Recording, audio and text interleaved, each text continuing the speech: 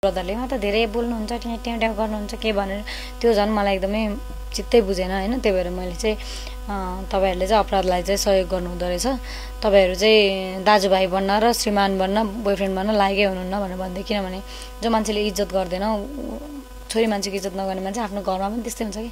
अब एक्सन त मैले त्यो कुरालाई यो चाहिँ सही हैन भनेर पोस्ट गर्नु नै मेरो एउटा एक्सन, आपत्ति जनाएँ नि त मैले, त्यो नै मेरो एक्सन। किनभने मेरो हतियार जे छ मैले त्यही प्रयोग गर्ने हो नि त।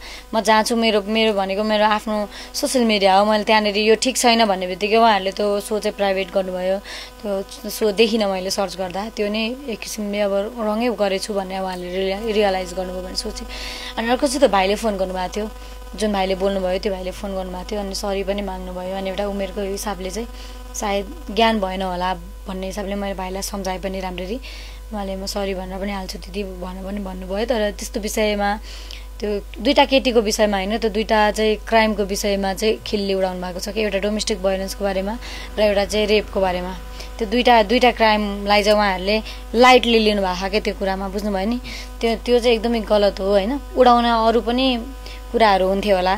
अनि त्यस पछाडि उहाँहरूलाई सिम्पली चुज गर भन्नेको कुरामा उहाँहरूले एक्सप्लेन गरिरहनु पर्ने जरुरत थिएन। अनि त्यो चाहिँ मलाई राम्रै लागेन क्या, एकदमै त्यो डिसरेस्पेक्ट फिल भयो, मलाई चित्तै बुझेन।